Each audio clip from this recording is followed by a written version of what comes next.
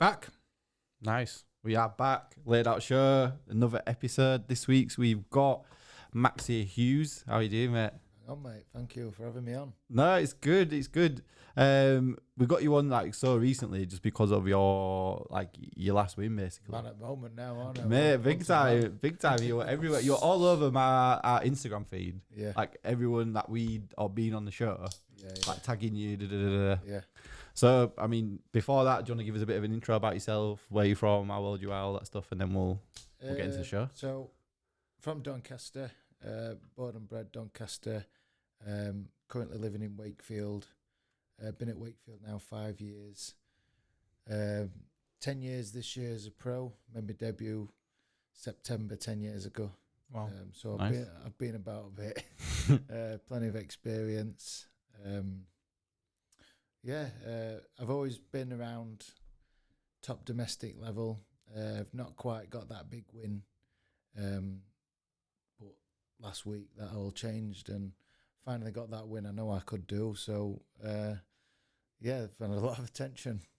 Yeah, man, nice. You know, one random thing I wanted to ask: like, a lot of fighters come out of Doncaster, don't they? Why do you think that is? Why do you think that is? I don't know. I guess it's just same as any working class town. Just kids go off at street and just go boxing. The reason I got into boxing when I was 12, 13, I started proper amateur boxing. My first amateur fight at 15. But 2-3 years previous to that, I was playing rugby league, and playing that. I enjoyed that, and I was all right at that. But then in our off season, our coaches took us to a boxing club, one that I trained at, the Freedom Amateur Boxing Club, and where I trained as a pro. They took us there in off season just to keep us interested and keep us fit. And I thought, I think I like this more than rugby, so I'm going to have a go at this. And I found another amateur boxing club, Doncaster Plant Works ABC. Started there, and I got a lot of praise early. As soon as I got there, old Ken Blood, who the coach, he's passed away now, but he says, "You've done this before." So I said, I am, honestly, I am. He says, "Well, you've got a bit of ability." So getting praise like that, I just thought I must be good at it then. So I just stuck at it. Nice.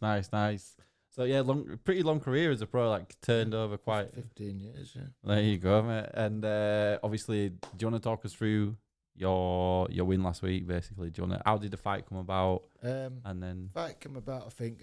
Fight from MTK. Jono Carroll is an MTK fight. I've been with them a while.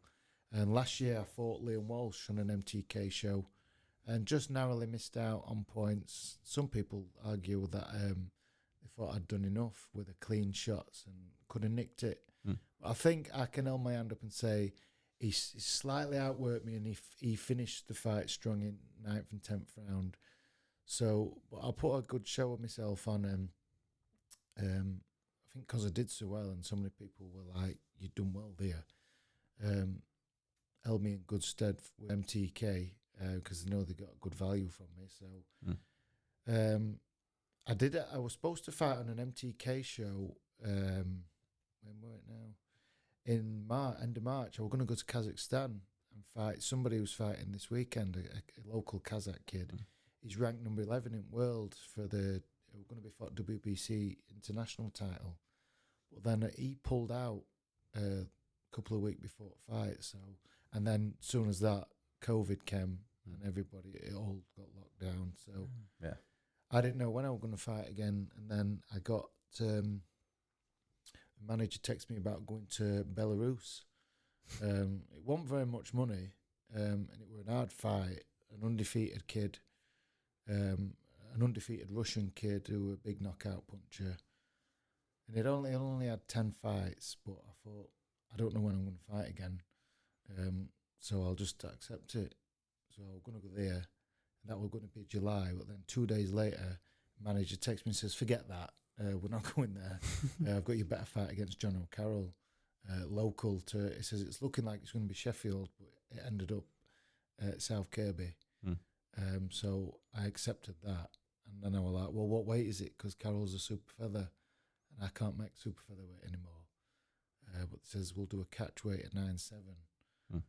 thought I didn't want to go below 9 stone 9, which is my new weight, lightweight. Well, then as the fight got closer, Sean O'Hagan, my trainer, were like, I don't want you at 9-9. Let's see if we can get the fight med at 9-9. So he kept asking MTK and Team Carroll for ages, and it were only night before weigh-in, they come back and says, yeah, we'll have the fight at 9-9, because I was going to get, it were in the fight contract that I was going to get fined for 500 quid a pound. Fucking hell. So I were going to accept 1,000 quid fine just to come in at 9-9. I thought, for the sake of £1,000, not to be drained and feeling a bit shit in ring, Yeah. I thought I'll just take that fine. But then because they agreed, I didn't get fined. Nice. And then turns out Carroll came in £2 over that anyway. He came in at 9-11. Oh, He'd been giving us grief, saying, "Oh, I can't believe you're 9." Like we were talking, just sat in a room like this before weigh, and he said, "I can't believe you're coming in at 9-9. I don't think you're even going to make that, are you?" I said, just laughing him off. And then he got on scales at 9-11. He took that little fine then, did he? No, because he's the MTK. All And he right. put the contract to me. He didn't get fined. Okay, that's how it works then. Yeah. Oh, fucking hell. That's you learn about every day. So, do you actually talk us through the fight though? Because he's a big name. He's come off a couple of wins himself as well. Yeah, And, risky fight for him. Yeah. Jamie Conlon, who's he's worked. I think he's a development for MTK. He said, I think it's a banana skin for Jono Carroll. This it's a risky fight. He lost for the world title. He put a good show on against Farmer in America, and then he beat Scott Quigg in a main event at Manchester Arena. Yeah. And I think he were looking at then, going straight back to fight for a world title. But obviously COVID slowed everything down, and he's underestimated me. He's took me as a keep busy fight, which were a massive mistake, because although I've lost 5 fights, they've been at top level, and I haven't been beat up in them, and it's been close every time. Yeah. So he must have thought, oh, it's just going to be a keep busy. I just need to turn up to win. But as soon as the fight got put to me, I thought, because I've watched a lot of him, I thought I can beat him. I know I'm naturally bigger. He's only got short arms as Carroll. Yeah. So I thought, I've got his number. I know I've got his number. So we trained like mad for it, and we did everything. We had proper game plan and everything. So he thought he turned up, and obviously he trained hard and he were ready. But I don't think mentally he'd prepared himself for what were coming. But everything that Sean said, he did. And everything that we'd worked on, it just came off. We says, right, because there's no fans, it's going to be no pressure. Pressure's on Carroll. He's the MTK fighter. He's flying high at minute. He thinks he's going to walk all over you. He says, just take it round by round, and we'll just adjust, and we'll impose our game plan. And it all turned out every round. There were a couple of rounds. I think the couple of middle rounds, I slowed up a bit, but then, using experience from my Liam Walsh loss, I knew I needed to finish strong. And that 9th and 10th round, I felt like I just pushed it a bit more and made sure that I got a decision. And it luckily went in my way. I don't think there were any question. He made a couple of excuses, and as he does, he was like looking as though, oh, what's this about? But I think he'll know when he watches it back. He'll know that he lost that fight. Do you know what I wanted to ask you is, when you watch someone on the, say you said you watched quite a bit of him, yeah, and then when you watch someone, but when you're in the ring with him, like, was it the same? Was he how you imagined him to be from watching him? No, something I do, I shouldn't do it, but when I'm watching them, I seem to see what they do right well. Instead of going, oh, there's a mistake, that's what can work. I go, hey, we're good at that. That was a good show. That was good. Who's going to do this?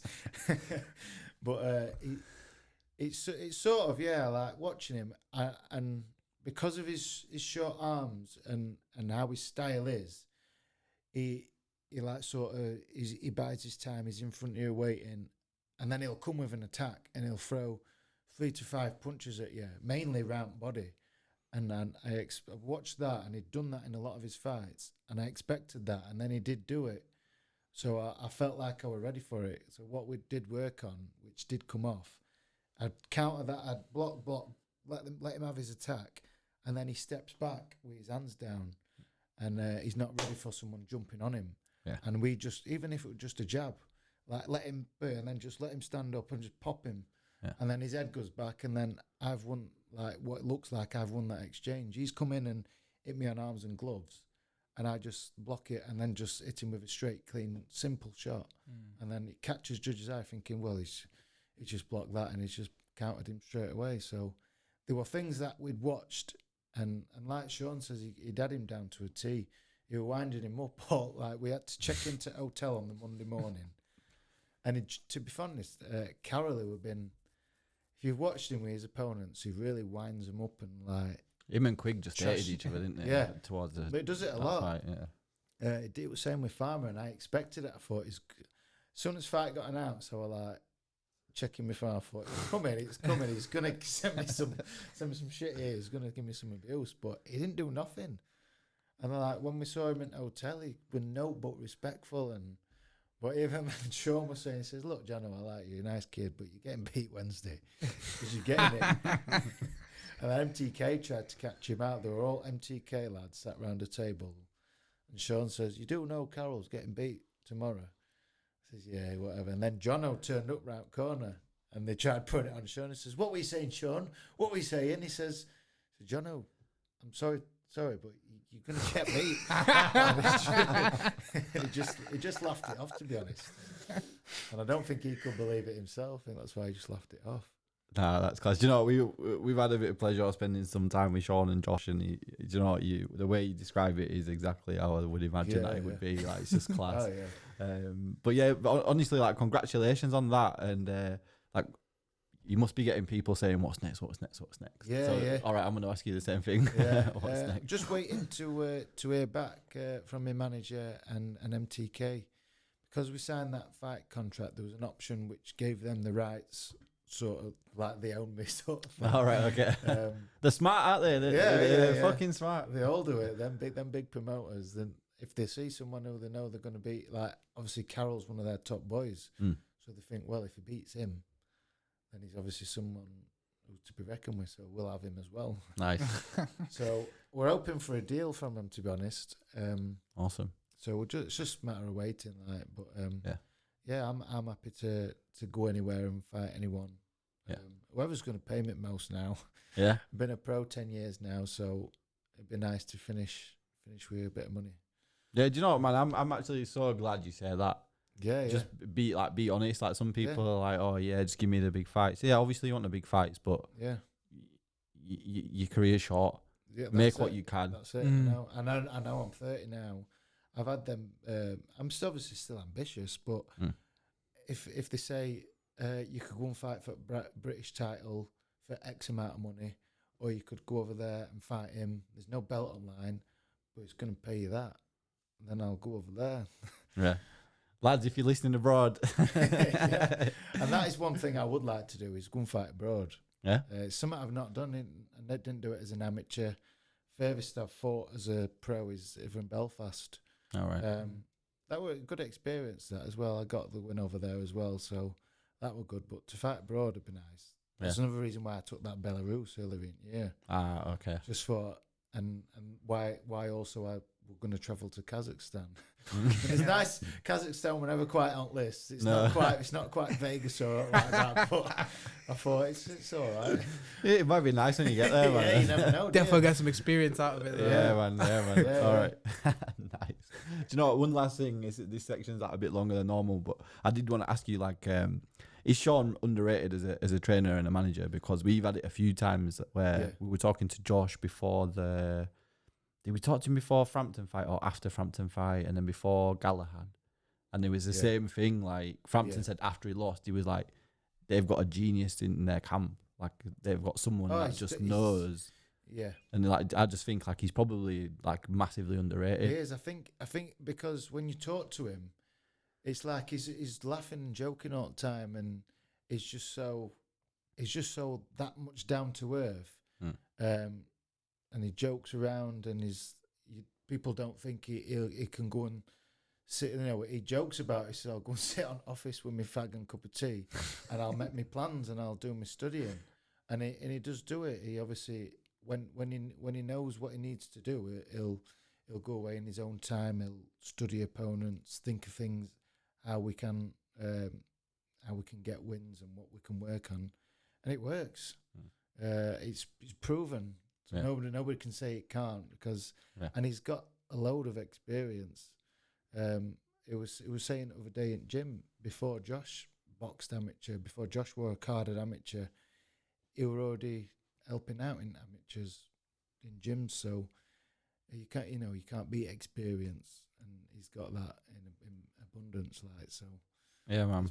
It's proven track record. That's it, man. That's it. Results speak for themselves. That's it, yeah. All right. So next part of the show is it's just like topical stuff. So tonight we've got Dylan White's fighting Povetkin tonight, and if WBC come out and said if he wins, he's mandated to fight for WBC. So at the minute, obviously that's Fury. I wanted to know: do you think Povetkin is actually a big banana skin for him? Big time, yeah. Look at what he's done. He was an Olympic gold medalist. He's been a world champion. He's only lost to Klitschko and Klitschko. I think it was just Klitschko and Joshua. Yeah, that's it. So they're regarded as some of the best heavyweights around. So he's only lost to them. And just look what he's done. He's a dangerous man. He's a serious man. If Dillian White has underestimated him or cut any corners, he'll get found out. I personally I'd rather Povetkin win, because I don't know what I can't stand that wolf howling when he comes out. It is a bit weird, man. Have you seen it? It does my head in. It makes me cringe. I can't imagine if he was his trainers or security and you're just like, shut up. Just like, you get there to fight. What's this wolf howling about? You know what I mean? Just get on with it. Like. Yeah, do you know what? Dylan White is taking a bit of a hammering on this show. We had fucking Al Oster in the other week, and he was like, "Yeah, he's a fucking drugs cheat," and now you're rinsing him on that howl. So we'll probably never get him on the show now. There is that as well, but also I think Povetkin has as well. So they both have, So for that reason, a double knockout would be nice. Then, But yeah, do you know what? I was thinking about it loads, and I was like, do you know what? The way that Sod's Law works sometimes is that White's been WBC #1 for 1,000 days or whatever they keep fucking having on about. Yeah. It is Sod's Law that he gets knocked out tonight. Yeah. It's like, you know, how sport works. Yeah. He's worked and worked, and he could wait. He could just wait. Yeah. And now he's taking, I don't know. Like Carroll, same. If you sort of, your path's already going towards that. Yeah. Obviously, he probably don't need money because he's been in some big fights and there's more money in heavyweight. So I guess it's just he wants to be active, or he wants to prove a point to say, I am best, I don't care who you put in front of me, I'll beat him. But I don't think, like, when you look at the champions, Fury, Joshua, and even Wilder, I don't think he beats any of them, to be honest, in my opinion. Not. And I think, I forgot who I was talking to the other day, but I said what might happen is, if White comes through it tonight and is mandatory, then Fury will go, and I think Fury will beat Wilder in the third fight. But then I think because he's obviously he's signed to fight Joshua, isn't he, for next year apparently. So he'll not be able to get. He's sort of in a lose situation. If he fights White, the Joshua fight might disappear, or if he fights Joshua, WBC will strip him, so he might vacate the WBC and go and fight Joshua, because he's already won WBC and he'll defend it against Wilder. Yeah. And then he'll go, well, I'll go and get my old belts back off them. And he'll probably say something like, I'll go and get them off Joshua, and then I'll come back and I'll take that back off White. Yeah. Yeah, and then White will just have like a vacant fucking fight. Yeah. That's if he comes through tonight. So yeah, all right. I'm gonna put you on the spot though. Yeah. Do you think he wins tonight? Who do you think? I think he will get the decision. Yeah. Yeah, don't- he looked good on the scales. To be fair to him, Yeah, yesterday Yeah. he did look in good nick. yeah. I think he'll get it tonight. As long as he don't do a wolf howl. No, yeah. Keep that to himself. Yeah. There's no crowd tonight, so do you I think he'll know, still do yeah. it? Because it'll be He'll well still awkward. do Like it, there's man. just like 10 Yeah, people it'll around. be loud, won't it? He'll Cameraman. He'll be waking Eddie's kids up and that, won't he? Yeah, man. Oh, that's funny. All right, next one. This is the last one of this part. It's Canelo got all this talk about who Canelo is going to fight next, and then it came out yesterday that he's going to fight Benavidez, I think. And I was like, this is so boring now. Yeah. Like, why is he? He's literally probably pound for pound top 3, right? Most Yeah, people put him up there, definitely, yeah. despite all the drugs rumors, blah blah blah. Yeah. He's still up there, and I was like, this is such a shit fight. He's good though, Benavidez. I know, but it's just boring. We want him in there with someone that we know now. Yeah, that'd be nice. Someone like Billy Joe or Callum Smith. Yeah. Either them or even Eubank Jr. Would you put him in there? I think so. I don't think he beats Canelo, but I think he'll cause some problems because he has got some natural ability, and how fit he gets himself. He gets himself some ridiculous shape, and I give him credit for that because a lot of boxers were all from like Chris Senior, working class backgrounds, and you feel like you're working towards something to make a better life. He's been born into a big life. He's already got money. It's like, where's his motivation?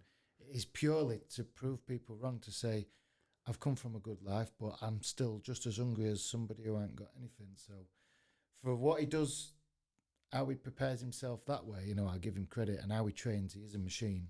Yeah. Maybe I don't think he beats Canelo, but I think he'll certainly cause problems and make an entertaining fight. Yeah. Because he'd be willing to go out on his shield. He's going to go in there and throw everything at Canelo. Yeah. So I think that'd make a good fight. Whether he's worthy to be put in there, by the sanctioning bodies, I don't know. But Callum Smith, you think you could see Callum Smith beating Canelo.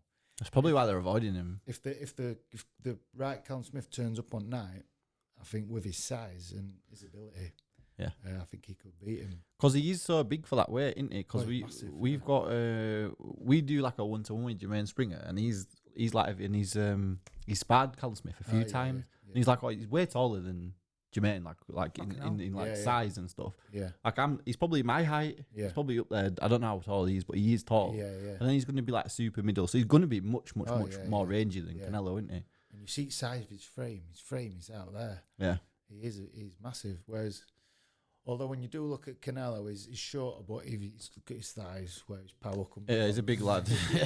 Yeah. But yeah, I think that won't be a bad fight with Benavidez. I know it's not over this side of the pond. It won't sell as well, and maybe won't people watch it as much. But it's a good fight. But he wants WBC, doesn't he?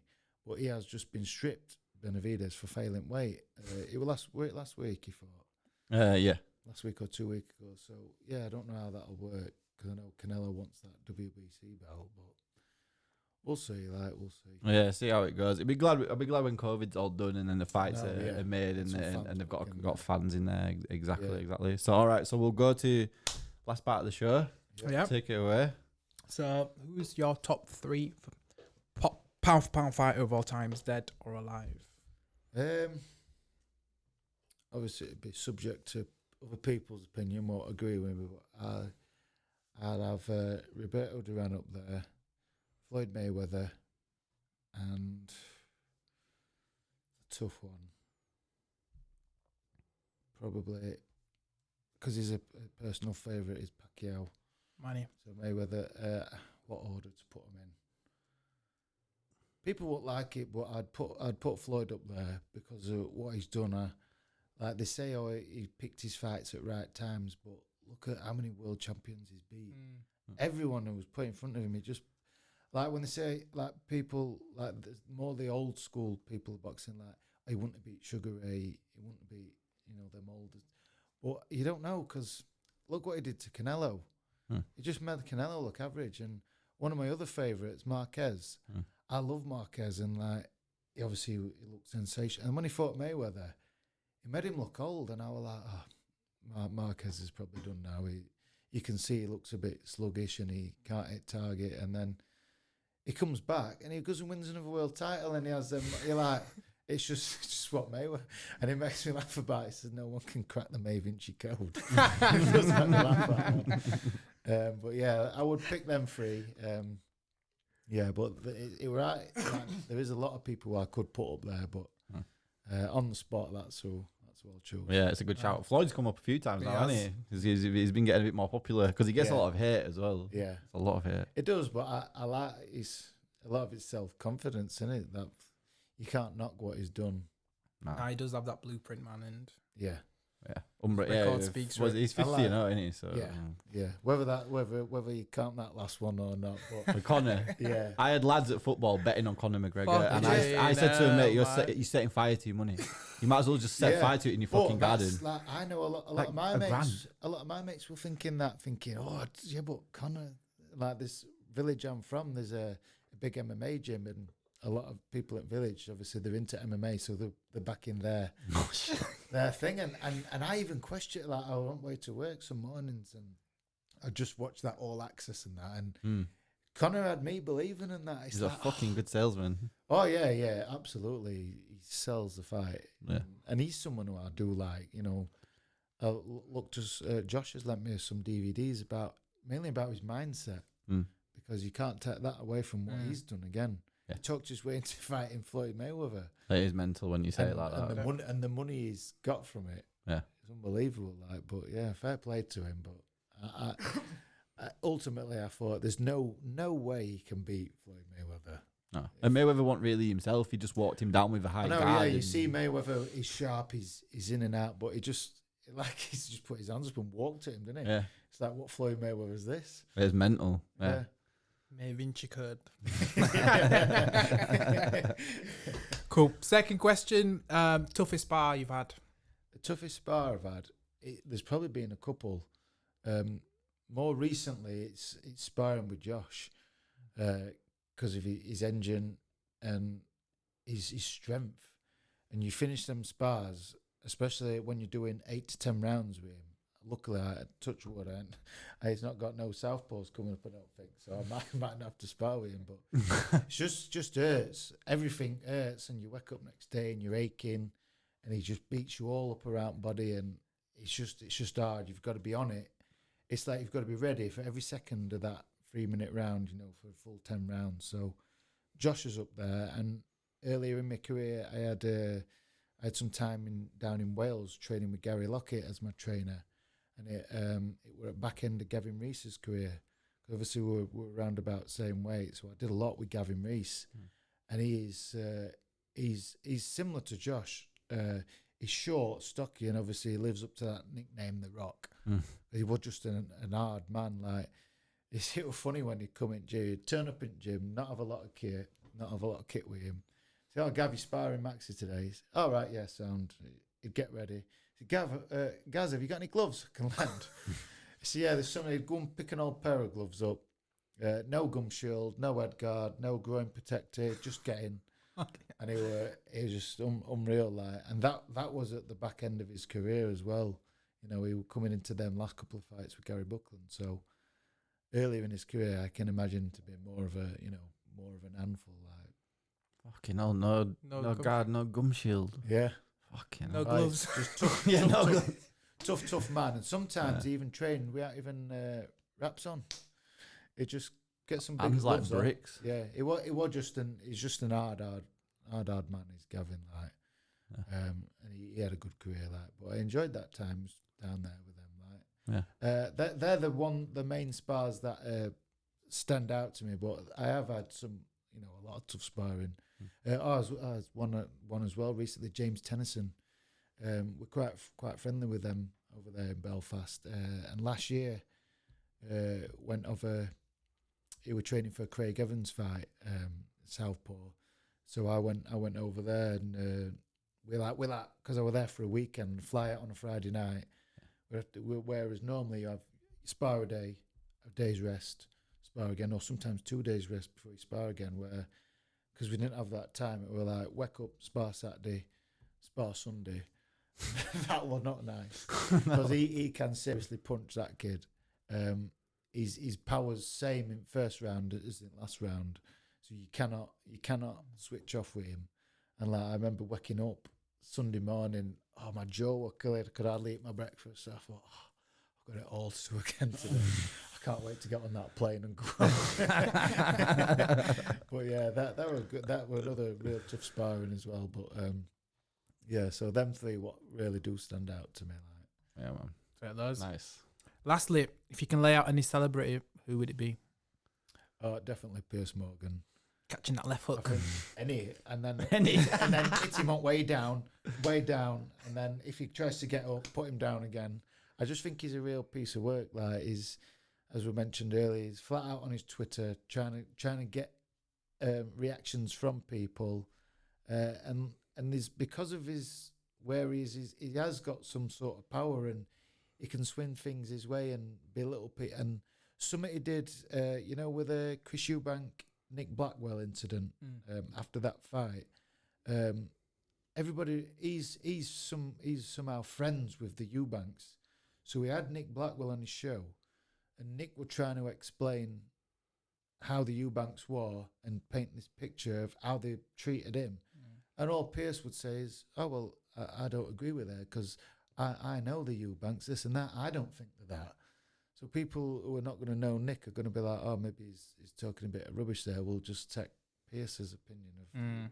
So I didn't agree with that. I thought he was wrong man for a job for that, and that annoyed me. And just a lot of other stuff he's done. I'd love to give him it. Like, Yeah, do you know, I agree Pierce with you, hold a man. bang. Yeah, 100%. That's a great shout. yeah, All right. That's it. That's us. yeah. We're done. Good. Thank you. Oh, last That's one. If people want to find you, they want to follow your page, see the work that you're putting in, where could they go in for that? Mainly Instagram. I've got them all, but I mainly use Instagram. I've got my Twitter, and I don't really use Facebook anymore. But mainly Instagram. Maxi Hughes on Instagram. I've been told now. I've had a few bits of advice from MTK saying get on your social media more, because I didn't use it a lot, to be honest. Like, and I'm still trying to catch up on everything from that fight. It's like all people that's followed me, I can't see who they are, because every time I try and look and think, right, let's see who they are, and I'll follow them back. More likes and everything comes in, so it's just like I lose it all. So I'm still trying to catch up on that, like, but I'm going to try and get more busier on social media. No, get out there and Nice. follow him. Yeah, man. Hit him Sound. up. Nice one. Thank you for coming on, man. Thanks for having me. Pleasure.